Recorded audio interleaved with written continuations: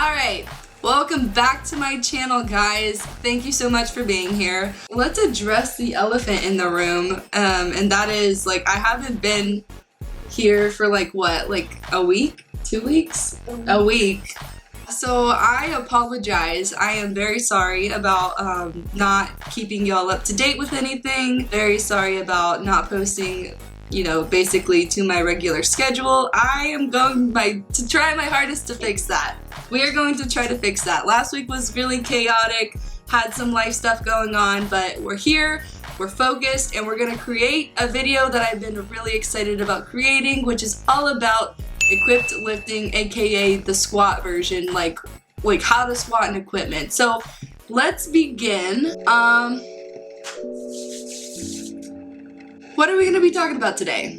Well, we're gonna be talking about what single-ply lifting is, specifically in the USAPL and the IPF, which are the two federations I compete in. We're gonna be talking about what gear is, the many different names of it, and what it is used for. And then we're gonna be talking about what gear I use and a little bit about form. We're gonna be talking about form. So let's get straight into it. Okay, so let's start with the many names for equipped lifting. You'll hear many people refer to it as equipped lifting, geared lifting, or single ply. And they all kind of mean the same thing. Although I know that gear is also another word for steroids. That's not what we're gonna talk about today, so just keep that in mind. So I might interchange those three words, but just know that they all mean the same thing. So I tried to condense this down into one sentence, but basically equipped lifting is essentially what it sounds like. It is basically when power lifters are allowed certain garments, certain garments that actually enhance their performance and allow them to lift more depending on which lift it is. And there are different garments for each lift that help the lifter lift more. So that's what equipped lifting is. So in short terms, equipped lifting is when lifters are allowed certain garments that help them increase their overall total. Keep in mind these garments are USAPL and IPF approved, so it's well within the limits of the sport and well within the rules of the sport. So it's not like equipped lifting is illegal or anything like that. So now we're going to be talking about the different types of equipment that equipped lifters use in competition. So the main ones you're going to see that are different from raw lifting is a squat suit, knee wraps, and that's for the squat. You're going to see a bench shirt and a bench belt, and that's going to be for bench. And then you're going to see a deadlift suit, which is specifically used for deadlift. So today we're only going to be talking about the garments that we use in equipped lifting for the squat. I thought it would be better if we broke all three of these lifts into different videos. That way I can explain as much as I can about each. So we'll get right into it. I know of two popular brands of equipment that are USAPL, IPF approved, and those are Titan and Insta. I'm sure there are plenty more, but the two most popular you're going to see are Titan and Insta. So I personally have a lot of Titan equipment. That's just what I've always used, and that's what I prefer. But I know a lot of great lifters who use Insta and those who use a combination of both. I just specifically use Titan. Let's get into a squat suit. So this is a Titan Centurion. Just kidding. What the is this? I'm just gonna say it's a Titan. A Titan Super Centurion. I use a Titan Super Centurion, and this is actually custom, so it doesn't have a specific size to it. So let's talk about it a little bit. A squat suit is going to be tight in the places that it's going to support the most. So basically a squat suit is going to be tight in your lats, it's going to be tight in your hips, and it's going to be tight in your thighs, and it can also sometimes be tight up and down, so you'll have tight straps too. So what that does is it helps the lifter, I guess you could say, fight against the suit in order to get down in the squat suit. So the suit is so tight around your hips it makes it really hard to actually try to bend at the hips, which means that it's getting more support from that suit, and it basically translates into I need more weight on my back in order to get down in the suit. So the suit wants to try its hardest to keep you in a standing form, and that's why it's so effective in equipped lifting, is basically because you need more weight in order to actually squat in it. So okay guys, so before we get into how to use it and what it looks like on me, let's just go over what it looks like in general. So here you see me showing the straps. Mine are actually taken in, so it makes it tighter vertically, and that actually helps me, stand up straight, and it makes it harder for me to squat, which is what we want. I use a Titan Super Centurion. Here I'm showing you my legs. So these are really, really tight around my quads. I actually had them taken in so that they would be even tighter. The main point of that is just to make sure that it doesn't ride up when you do squat. You want everything to stay in place. And then you have your hips, which I don't think I show you here, but your hips are also super tight as well. You want it to be super tight because once again, it makes it more difficult to squat whenever you have something basically compressing your hips. So now we're gonna go and I'm gonna show you how to put it on, and this is just a reference to show y'all basically how tight it is, because it is really tight. So here I am slowly trying to pick it up over my butt. It is super duper tight. You kind of just have to work your way into it. You might see me do some little jiggles, a little dance here or there to move it up. One of the best things you can do for yourself is to either get some suit slippers or wear some really buttery smooth leggings underneath your suit, and that way they have something to glide on. Yeah, so when I get it over my butt, all I have to worry about is trying to get those leg pieces up, and then I go ahead and try to move the rest of my suit up, kind of pinch your suit up, and then you gotta pinch it up above your hips, work your way into it, and you just keep doing this. As you can see, it is really tight. If you need help getting it on, one of the best things you can do is hang. So here I am hanging, and this helps it get over my butt area, get it over my hips, because as you guys could see in the last clip, it was really bunched all up in my thighs and in my hips, and that's the last thing you want. You really don't want any bunches in your suit. So that's what I was doing. I was hanging, trying to get all those bunches out. Just for reference, what you don't want is a saggy crotch. So I'm trying to show y'all here that the crotch of my suit is basically up by my crotch. You don't want a saggy crotch. So you want to take your straps, right? Good job, Cass. Take your straps and you want to work them up. And that way you can see it's actually pulling all of the fabric that's on my left side up. So that way it's super tight. There are no wrinkles in it. And then you just go ahead and try to do it on the other side. Now, if you have trouble basically getting your straps on, you can always ask someone to help you. That's probably it's the catch-22 of equipped lifting is basically you're gonna have to depend on a lot of people to help you do well, but you also get to build a great team and a great family of people as well. So I'm really blessed to have a great support system that allows me to do well in equipped lifting. So now we're going to be talking a little bit about knee wraps, and they're pretty self-explanatory. They are wraps that go around your knees. The max you can have in the USAPL and the IPF is 2 meters, so your wraps cannot be longer than 2 meters. Basically the whole point of them is to be super tight around your knees, and that way you have more support and you can in turn lift more. So here I am wrapping the knee wraps. You want to get them pretty tight.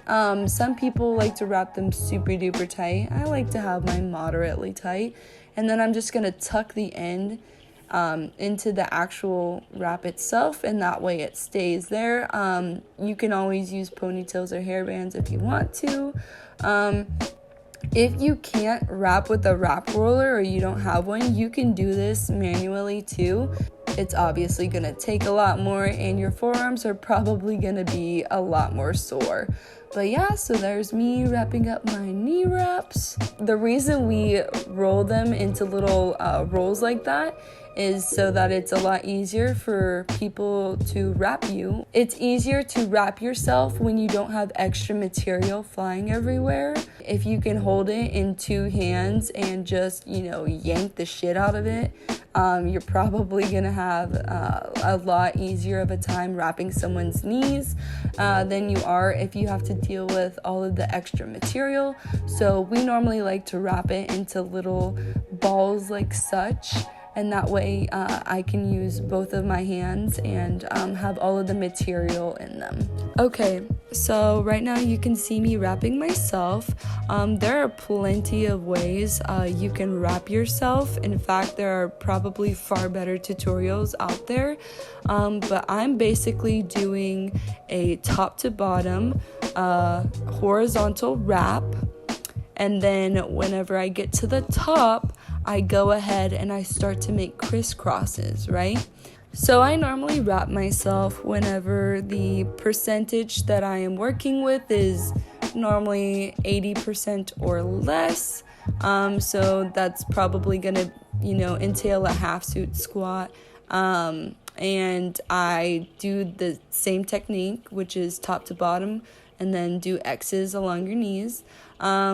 It's not going to be as tight of a wrap because I feel like I'm trying to do multiple things at once. I'm trying to breathe in my tight squat suit. I'm trying to fold over and use my forearms to wrap. So if you do self-wrap, it's really nice because you don't have to wait on anyone. But it's most likely not going to be the tightest wrap you've ever experienced, although there are some people who swear that their wraps are the tightest. So I normally like to be wrapped by my coach or someone else whenever the weight gets a little bit heavier. So I would suggest 80% and above. Go ahead and try to get someone else to wrap you. If you can't, once again, you can always wrap yourself. And I tell my coach that I want the same type of wrap that I give myself. So you see Sandra basically doing the same thing. She'll start at the bottom of my kneecap and she'll do horizontal wraps all the way up until I would say the part of your quad that starts to actually poke out. So in the footage y'all will be seeing, I'm only going to be doing a half suit squat, not a full suit. And a half suit is just basically where, only half of the suit is on me, so I don't put my straps up. So what I like to do in order to make sure that bottom part is really tight is I like to go ahead and pull the straps up as if I were about to squat with my straps up. And then I put my belt on, I clasp it, and then I pull my straps down. And that way it's still super tight on me. So you can see that my squat suit is snug and there are no creases in it, which is what you want in the end game. So everything is super snug, super fit. There are no loose fabric ends coming out of it. And then you just see that I just bounce right out of the hole. Super easy. Something I would like to point out really quick here is when you do squat half suit, if you're doing more than one rep, you will feel some of your suit come out of your belt, which will in turn make the rest of the reps a little bit harder. So don't get discouraged if you feel like, oh my gosh, the first rep was amazing and the second one wasn't. That's just the name of the game. You can't really control like how the fabric pulls out of the belt unless you reset every rep, but I mean, of course you're not going to want to do that. So that's just something to keep in mind when you are squatting half suit in equipment. Okay, so Nicole also brought up a really good question, and she asked, why do girls and guys hit their thighs whenever they're about to squat, and why is it that they walk around like penguins, and why does it seem like a NASCAR race to try to get all of the gear off when that person is squatting? And I will answer all of those questions. So let's start with number one. People like to hit themselves in their thighs because it increases the circulation in that area. I mean, you're basically cutting it off with super tight equipment, which is, right above your thigh and right on your knee. So that area tends to blow up and it tends to get kind of numb. So you'll see a lot of people hit their thighs or do like weird things to try to get the blood flow going back in it. And that also is why equipped lifters walk kind of funny to the platform, because we cannot bend anything. We have trouble bending our knees because of the wrap, and then we also have trouble bending our hips because of our suit. And as I said before, because the gear is so tight, it is really painful too. So after a lifter is done squatting, the first thing they want to do is get all of the gear off, It's not good to have your knee wraps on the entire session. Your toes would probably fall off. So it's good to try to get your knee wraps off as quick as possible whenever you're done squatting. And that way your knees have time to recover and you feel a lot more fresh for the next session/set. Alright, so let's talk about how this squat suit fits. So as you can see on my thigh, it has no creases in the suit. It is super tight around my thigh area. In fact, I think I can only get about 2 fingers in it, which is a pretty standard way of knowing whether or not your suit is tight enough. If you can slip a whole hand up there, it's not tight enough. But there are also some people who like to have it kind of loose. I would just, my standard is if you can fit about 2 fingers in there, you're probably good. Next, we're going to move on to the hips. So as you can see, once again, you do not want it to be creased. You want it to be as flat as possible. And you want those hips to be snug. So you can see that it is very tight on my own hips. And then we're going to go on to the straps of it.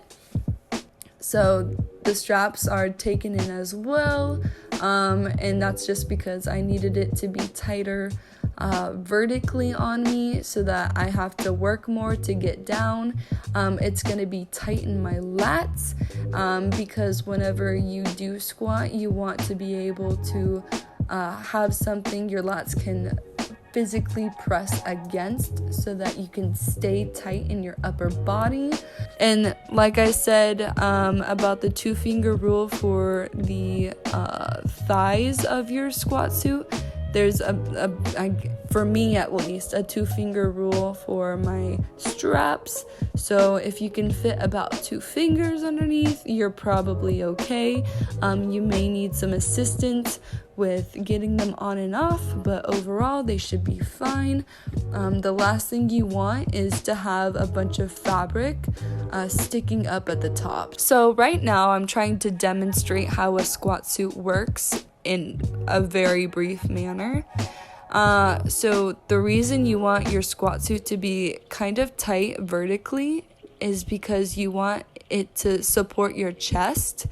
So as you could probably see, I was trying to show everyone how when I do try to squat, the squat suit tries to pull my chest up, which is exactly what we want. And finally, I will be showing you guys how to take it off. It's not supposed to be too complicated of a process. You kind of want to shimmy it down over your butt and over your thighs. If you need to, go ahead and get your suit slippers, or if you have leggings on like me, utilize those. So you're gonna pull one side down after another, and you may need help. I've known plenty of people who have needed the assistance of other people to try to get their suits off. So once you have the majority of the suit off of your body, the hardest part is probably going to be getting it off of your thighs, because once again, that is one of the tightest parts on your body. So I would do your best to try to unfold all of the fabric. So as you can see, it was kind of folded at the bottom, and I just pulled it down to where it was unfolded. And then what you're gonna do is you're gonna work back and forth between each leg, and you're gonna pull up that kind of fatty area of your leg, and you're gonna pull it up, and then you're gonna slide the suit down it. And the reason this works better rather than just tugging at the suit is because you're actually trying to, I guess, minimize the volume of your leg that's in it. And whenever you get it, the majority of the front of your leg out of it, you're gonna make sure you try to get the back part of your suit down as well, and it should just come off like that. So right now I'm gonna kind of go over some tips in finding a well-fitting squat suit. Y'all already know that it's going to be tight, but I guess I'm gonna go over kind of how it's supposed to feel when you squat, and that way y'all might have a better idea, because I cannot see you wearing what you're wearing, so y'all might just have to feel it out. So I know that for me personally, there are a couple things that are made a lot more difficult by wearing a squat suit. One, depth. Significantly harder to reach. Hitting depth is a lot harder when you have all of that material trying to, put a lot of pressure on your joints. The last thing you want to do is try to, go past parallel. So that's one of the harder things to do. So when you do squat, you will feel a lot of pressure, and if you feel like hitting depth is hard, that might be a good thing. It might not. It depends on whether or not you can actually get there.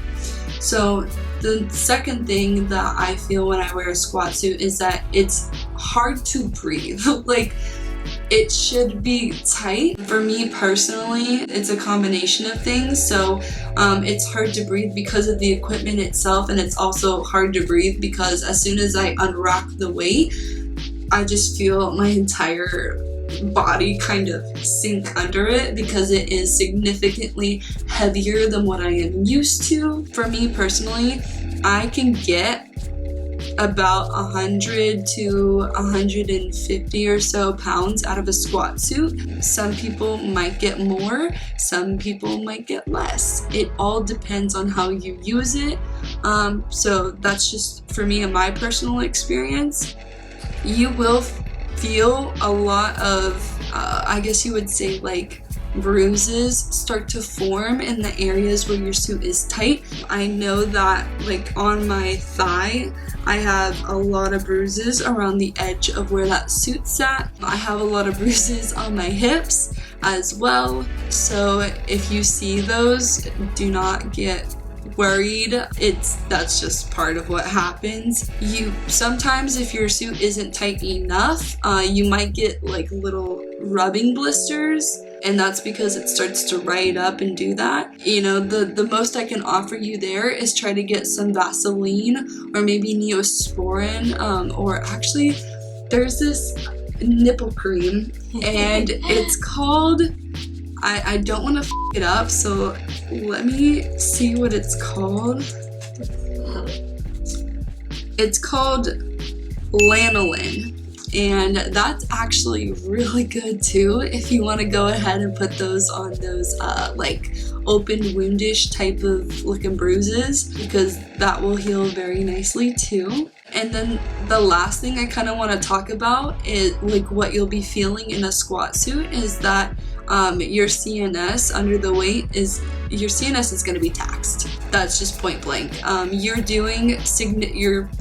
lifting significantly more weight than you would be raw, so your CNS will be taxed to the max. That's just a fact. And what I have started to do over the years is mentally prepare myself for that. So you might hear that equipped lifters are fearless in a sense, because, you know, even though our body is just telling us, nope, too much, too heavy, put it back, like we cannot do this, we go ahead and we walk it out anyway and we squat it. So it does take a lot of mental toughness to be an equipped lifter, because halfway through the session you'll be feeling all kinds of pains everywhere. The last thing you want to do is get underneath the bar. So that's just what's gonna happen, and I just suggest to try to toughen up in that sense. So the last thing I'm gonna talk about are the biggest problems I see new equipped lifters face. So problem number one is folding over in a suit. Like I had said, the weight on your back is going to be significantly heavier than that to which you do raw. So you really have to, you know, stay more mindful about keeping your chest up, which is why that squat suit is so tight vertically, is because you want it to pull your chest up. You know what I'm saying? Whenever you do get underneath the bar, just make sure that you're pinching your shoulder blades back and you're focusing on keeping your chest high the entire time. So that might actually result in having a more higher bar-ish squat, but like it really does depend on your type of body and what you're most comfortable with. I tend to have the bar a little bit higher on my back when I do equipped lifting. You don't have to, it's just what I do, just a suggestion. So the second problem I see is the bar on the lifter's back tends to move up when they try to get out of the hole, and so I guess move up. But what I'm trying to say is that the bar will start here and it'll slowly creep up right there. And I used to have this problem a lot when I started out in equipped lifting. One of the cues that my coach gave me, and like thank God she gave me, was to really just pretend like you are pulling the bar into your back. So you want to tighten your lats against that fabric. So like I had said, the squat suit is going to be tight right here. So you want your lats to press against that fabric, right? So it's super tight. That will in turn help keep your chest up, and it'll keep the bar where it's supposed to be, which is in the same spot that you had it when you started the descent of the lift. Because the last thing you want is for the bar to move up on your back and then eventually fall over your head. That'd be terrifying. Yeah, don't be one of those YouTube videos.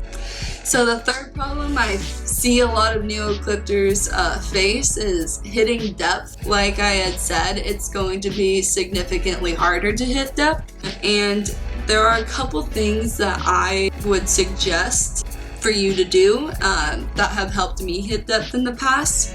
So one, squat shoes. I think it'll help.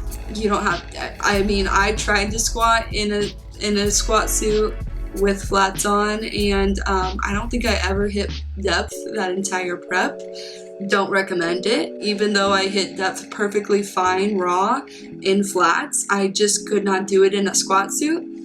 You know, so that's number one. Number two is you might have to widen your stance a little bit. And now I'm not saying like if you squat narrow to squat out here. That's not what I'm trying to say at all. But maybe if you squat here a little bit. And also maybe point your toes out too, because your knees follow your toes. And the more you can get your knees to push outward on the suit, the better luck you will have at actually sinking down and hitting depth. So those are the two things that I recommend that you do if you do have a problem hitting depth. So the last piece of advice that I have for new lifters and equipment is you don't want to compromise your squat form and technique just because you have equipment on. I feel like a lot of lifters, when they do put that squat suit on, especially the first thing they want to do is, okay, well, how can I change my form so that I can, use this suit? And a lot of times you don't really need to change much about your form. The way you squat the strongest raw is probably going to translate really well in equipment. So for me, my tempo might change a little bit. I might go a little bit slower in equipment than I do when I squat raw, and that's just because of all the tension. Some people like to dive bomb in a squat suit because they know that they can get away with it, and they just would rather use that momentum to hit the hole and get out of it. So that's another technique as well. So, tempo might change, your feet placement might change a little bit. Like I said, if you have trouble hitting depth, you might want to go a little bit wider and to point your toes out. But for the most part, you're not good. If you're a narrow stance squatter, you're probably not going to be squatting out here if you have a squat suit on. You're not strong this way raw, and you're probably not going to be the strongest this way in equipment either. So I talked a little bit about the squat suit, and I also want to go into just a little bit about the knee wrap and also what I would call suit slippers. So this is what the knee wrap looks like. It is exactly 2 meters long, and this is by the brand Titan as well. These are their THPs, so that's the type that I have. The knee wrap is really self-explanatory. It is a wrap that goes around your knee. It's really I would say like flexible but also sturdy material. The fresher the wrap, so the newer the wrap, the more stiff they're going to be. If you have a fresh pair of wraps, you might experience more bruising than if you had an older pair of wraps, and they're also less flexible than older pair of wraps, so just keep that in mind. If you're a new lifter, I would recommend probably using like worn-ish down wraps, and that way it's not gonna be a complete shock to your system. But if you think that you can handle the pain and the bruising, then by all means wear like a fresh pair of wraps. That's up to you. And then the last thing I want to talk about is what I call suit slippers. So in the video you see that I'm wearing Lululemon leggings. They're of the same buttery material, so it's really easy for me to get my squat suit up. But in competition, you're not allowed to wear leggings underneath your squat suit. So we have these things, which are called suit slippers. And you can get some at a couple of different places. Insta and Titan are the only things at the top of my mind, but it's really buttery fabric, very soft, and it just allows your suit to slip right on. As you can see, it has this little horseshoe strap thing at the bottom, so you can stick your foot there, and then just has an opening at the top. Another piece of advice I would like to give lifters is when you're putting on your suit, make sure that you have your squat shoes on, and then these, and then put your suit on. And the reason I say this is as soon as you get your suit on, the last thing you're gonna want to do is try to put your shoes on. It's already hard enough trying to bend over as it is. So one thing at a time, just put your shoes on, put these on, then put your squat suit on, and you should be fine. Alright guys, this is the end of the video. I hope that you were able to learn a little something about equipped lifting, single-ply lifting, gear lifting, whatever you want to call it. You know, we just talked about squat today, but in the next couple of videos we will be talking about bench and deadlift. So please stay tuned for that. I hope you got some good information out of these, and I hope that you use it. If you have any questions, or if I said something that was really confusing, go ahead and leave it in the comments below. I am sure y'all probably do have a lot more questions, and I am more than happy to answer them. If you guys want more examples of me lifting in my equipment, you can head over to my Instagram at CassLifts. I am doing a prep for Collegiate Nationals. Hi guys, I just wanted to quickly come on here and talk about the recent news regarding Collegiate Nationals. As many of you know, the competition has been postponed until the summer, and that was due to the recent outbreak of the coronavirus.